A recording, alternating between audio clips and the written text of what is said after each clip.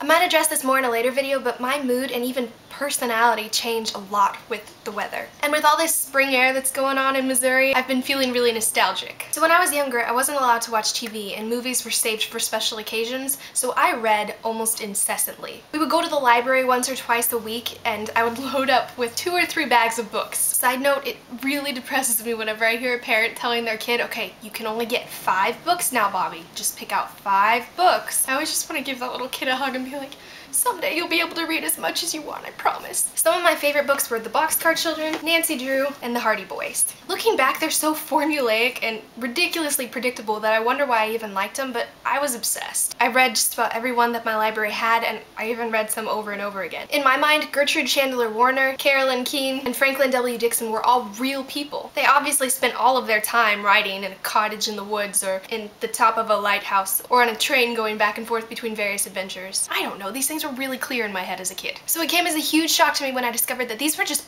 pen names, and many different ghostwriters were actually writing the stories. My first reaction, my childhood was a lie? It brought up a lot of questions though, and I'm really curious about what you guys have to say about this subject.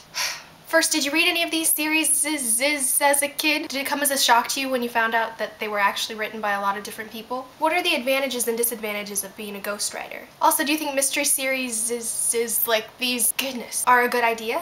I can't wait to see what you guys think. Talk to you tomorrow.